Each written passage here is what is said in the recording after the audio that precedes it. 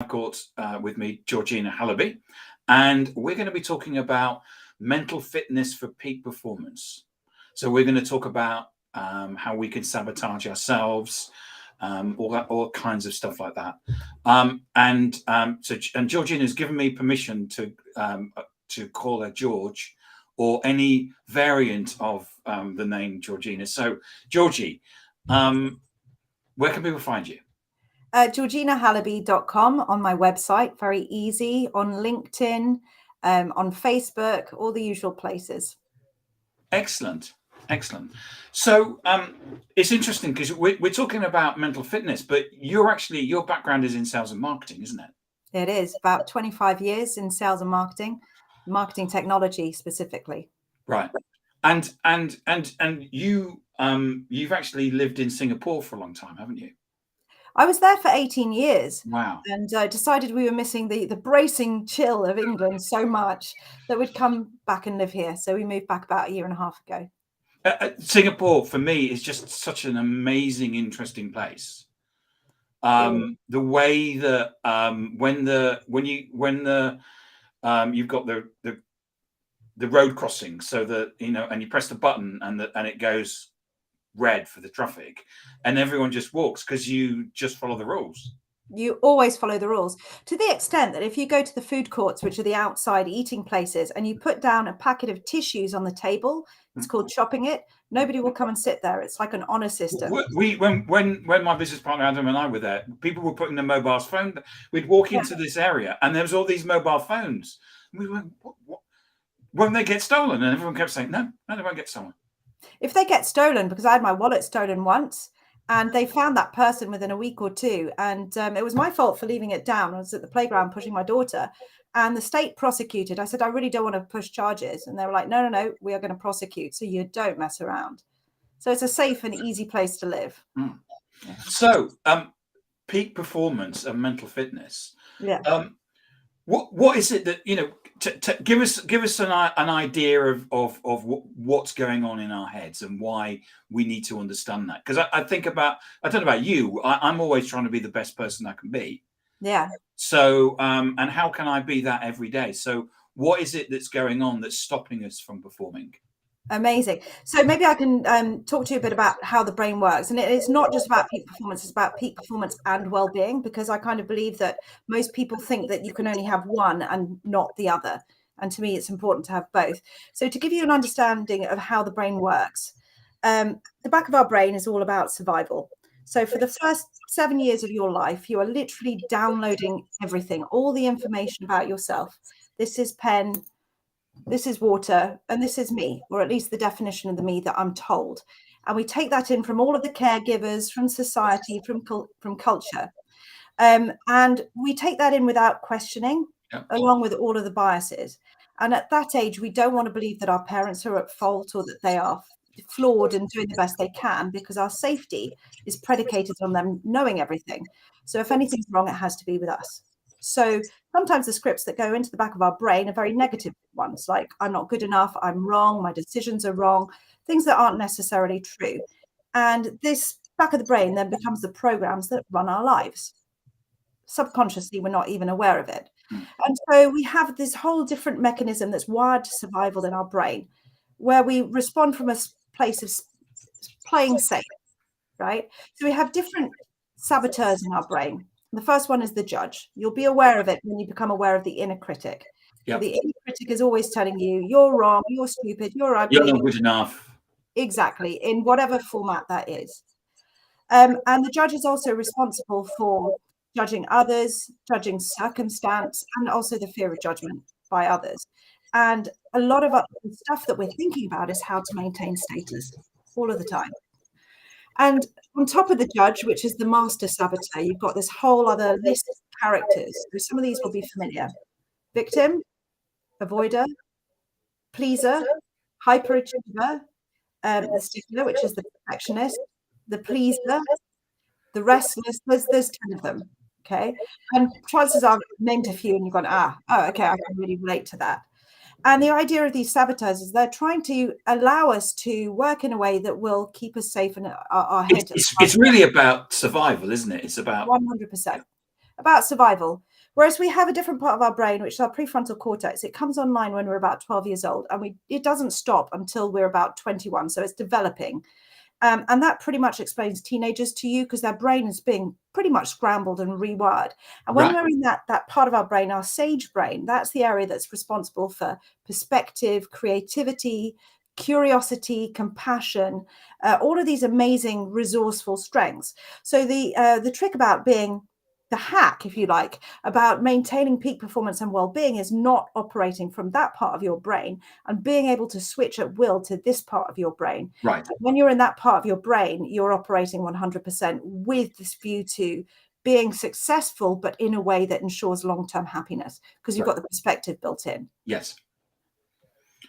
But if we're working on if we're working with the back of the part of the brain, I guess we're going to be saying we're not good enough and all of those things. I'll give you a classic example. So one of my highest saboteurs was the hyperachiever, right? And I might believe as a hyperachiever, I need this because it keeps me motivated. It keeps me hitting all my targets. Now, I have real strengths, right? All of the saboteurs work on our strengths. So the ones of hyperachievers tend to be inner directed, highly motivated, get things done. But you put the hyper on top of it, and there is the anxiety, constant anxiety. Yep. So, for example, I'll hit a milestone, and instead of going, "Oh, that's brilliant, I've done it," pat on the back, well done, instead of looking at the view halfway up the mountain and looking at how far I've gone, how far I've come, I've got about 30 seconds of happiness, and I'm looking up the rest of the mountain and going, okay, I've got to get up there now. And it's exhausting. You know, all of these saboteurs are really, really exhausting. And it's not a way of working smart. It's not a way of working in flow. When you're in flow, you're actually here, you know, this part of your brain. You're alert, you're aware, you're able to respond to whatever life throws at you, but from a space of presence, from a space of resourcefulness. Right. We've had a question from Winfred saying, do you recommend any books on this topic? Yeah, I would go straight to the source. So the framework on mental fitness is positive intelligence, and the book by Shirzad Shamim is all about this. It's all about your saboteurs and about the ability to switch from that part of your brain to this part of your brain. And that's the what I want to share with you today. Right, so how that was my next question. How do we do that? Because okay, so it's really easy, and it's an age-old classic technique. And the idea is that we're allowing ourselves to do it in the moment in just seconds. So the premise is this: your mind exists on one of three planes. It's either thinking of the future, you know, with all of the what if scenarios, and that's all fiction, and all the have tos, that's just fiction at the moment, or it's stuck in the past on a loop, replaying, and that's fiction too, because I should have done this, I should have done that, all the regrets, all of the replays, but that's also not happening. It's in our mind. And that takes us away from being present, which is the other place where our mind can inhabit, but it rarely does, especially when we're so myopic with work or with our phones, right? So when we're in nature, when we're doing yoga, when we're doing mindfulness or meditation, or even stubbing your toe, right? You are in the present, you're embodied, and your body only exists in one plane, and that's now. Right? It's there's a saying, isn't it, that treading on Lego is the place where you feel the most present. That's amazing. I've never heard of that. It's kind of like a reflexology technique they use in Asia. You go on these stepping stone paths, and it's there's literally no thinking about your tea when you're on there. Go ow. So your body is the vehicle with which we use to move from this part of the brain to this part of the brain.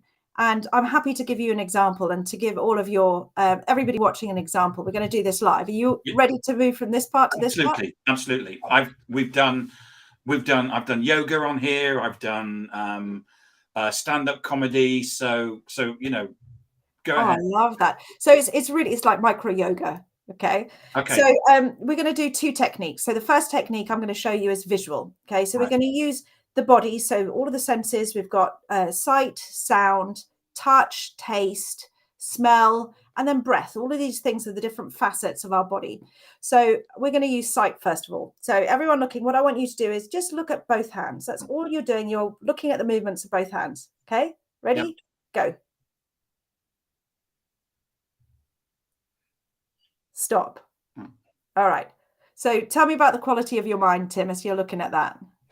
When you were opening your hands up, so I was having to. You said look at, but I was sort of like looking. So you're concentrating on looking on both hands. Yes. Were you thinking about, all of your have-tos? No, I was concentrating on the hands. Okay, so you were present and you were focused. Yes. And how did that feel? Well, it actually feels quite comforting. Yeah. Because because you're so focused on that, and I'm a person that I I can really focus, and in a way it's a comforting feeling because you're not got all these other things. And I've deliberately, when I come on here, I deliberately switch off and turn my phone up, and so all I'm doing is concentrating on you. I haven't got Slack going or email going or anything like that. So it was straight into the moment. Yeah. And it's comforting. It's very calming. And if anything happens, if I was to jump out at you like, then you'd be able to respond because you're in the now. Yes. So I'll give you another technique because you can't always do that. Say if you're in a back-to-back meetings, here's another one that you could do under the table. So take your thumb and your forefinger and you're going to rub them together, but with such delicate attention that you're going to be feeling the fingertip ridges on both fingers.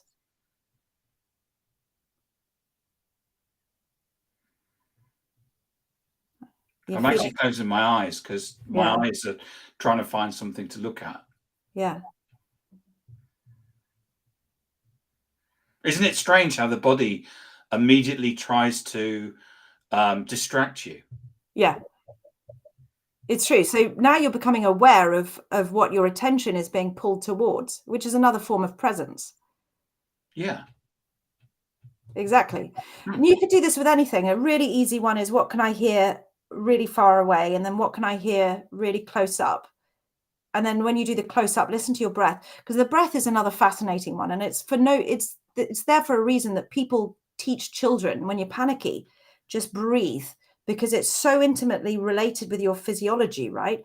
When you're stressed, when you're having a panic attack, it's all upper breath. It's trying to get that breath in. And when you relax, it's like a sigh so we'll come back to the breath. Go back to the listening bit because I'm slow and I needed to catch up. And so talk me through again. So I'm standing at the top of our house. We've got a townhouse, standing at the top of our house, and I can hear things. So I'm switching from going from distant to close. Yeah, essentially what you're doing. You're anchoring into your body using one of your senses. So you're using your sense of hearing. What can I hear? And you might spend, 30 seconds. What can I hear in the far distance? Yes. And you're concentrating. Yeah. So it might be I live in West London, so it might be a train or a fire engine or whatever. Yeah. And then you're like, what can I hear? So you're going from gross attention to more subtle attention. Right. To a can I hear nearby? Yeah. And so that could be your breath. What can I hear my own breath? Okay, the breath, yes. So you're listening, you're choosing one modality. Can I hear my breath? So that's another way. You can use anything, any one of your senses. I love doing what can I taste? You know how you're meant to have 5 different taste buds on your tongue? Not taste buds, but facilities. So salty, sour, all the rest of it. Sometimes I just anchor in. I'm like, which one can I taste? Where is it? So this is a really good reason to eat salted caramel ice cream then, isn't it? I don't think you need a really good reason. You don't actually know. Yeah. That's a form of meditation in itself. Yeah. I think salted caramel ice cream is a form of meditation, yes. Yeah. But you can't be thinking about eating a chocolate sundae while you're eating the salted caramel. I think we joke, but thinking about it, I'm a big ice cream fan, and it's actually it passed down through it's an internal family joke that we have an ice cream gene, and I have that. Got it off my father. But it is, if you're eating salted caramel, you are, there could be a fight. I've sat in playgrounds. There might be a fight going on, and I'm just eating the ice cream in the present moment. Yeah. You know what else is funny, Tim? So as you think about salted caramel ice cream, what do you notice is happening in your body? Oh, I just get any ice cream, but salted caramel, I will always get a feeling of well-being. But do you taste at the moment? Is your mouth watering? Yes, it is. Yes. So the And I'm idea, just about to drink. I'm just about to have a drink a cup of tea. yeah, yeah. So your mind doesn't actually know the difference between what you tell it and what's out there. You tell it, Right. I'm eating salted caramel. Your imagination is always stronger than the will, Mm. which is why mental fitness is so important, because you're focusing on the positives, right? Because you're working from this part of your mind as opposed to the problems. When your mind is always in the saboteur mind, it's always trying to navigate and control problems. And what do you get if you're thinking of problems all the time? More problems, because that's all the mind. And it just takes so much effort Yeah. to think about those things. I mean, you're just burning up time and stuff, and it's just so inefficient. Yeah, it's exhausting because it's a strategy of resistance. It's resisting everything that could possibly happen, mind sweeping and resisting, as opposed to when you're in sage mind, you're flowing with, you're adapting, and when you're able to do that, you can see opportunities as they arise, and you're able to act with it. It's a very powerful state of mind. And so, tying this back into the performance and well-being, when you're in flow, when you're in that part of your mind, you just feel good. You feel good because you're in control, you're calm, and you're on it. Oh, ice cream Ice cream is my meditation from now on. I'm me. I'm me. And it works with smell, it works with taste, and then of course you've got the texture, the cold, holding it. So many levels. But I do like the idea of the sounds and because it does bring you into the present. And and I'm a lifelong meditator, and I can have my time on the mat, and I get in with my teenagers and I lose my rag. 8 o'clock at night, my charge is low. I'm like, ah. Whereas with this, you can do it throughout the day. It's like constantly topping up. And if I'm being triggered, I can do that. And instead of going from Hulk, mum to Hulk, I can go into my sage mind. And I'm like, okay, let me see what her need is that she's trying to sort of communicate with me. And I don't come in. Often what happens is one saboteur, you get this in sales, right? One saboteur comes in, the other person replies in saboteur mode, right? Or teenagers, anything. You turn up in sage and it just unwinds. It's just this really beautiful. Wasn't it the Hulk that said, wasn't it in one of the films that he said, do you know how I stay as normal? And he says, because I'm angry all the time, or something like that, wasn't it? I'm sure one of my people will audience will basically tell me if I'm right or wrong. So but it's about keeping that level and keeping yourself in the present, isn't it? Yeah, exactly. Because if we're in all the scenarios, we're more likely to hulk out. If we feel like we're being attacked, we're more likely to hulk out. So I've written at the bottom of the page of my notes, positive intelligence, and I don't know why I've written it. So positive intelligence. It must be something that you've said to me, and that's really important. Yeah, it is really important. So positive intelligence is the international movement that have brought mental fitness, and so they all of this is their framework. So they basically use the latest 20 years worth of developments in neuroscience, cognitive behavioral therapy, positive psychology, and peak performance like sports science. And then on top of that, they've done their own research across 52 countries with top athletes, students at Stanford, and CEOs across Fortune 500 businesses. And so they're the ones that have developed the framework of the 10 saboteurs and the mental fitness. And it's 3 muscles. They're about training 3 core muscles: saboteur, interceptor. So here's the thing. This is the one thing to remember if you're going to come out of this, okay? How to put this together as an operating system, which positive intelligence have brought. So if you notice you're being triggered, you're experiencing negative thoughts, stop. You're in saboteur mode. So that's the first muscle, saboteur, interceptor. Do some PQ reps. They call these PQ reps because it's like mental fitness, going to the gym. And PQ is your positive intelligence quotient. It's your ability to respond with a positive rather than a negative mindset, minus the stress, right?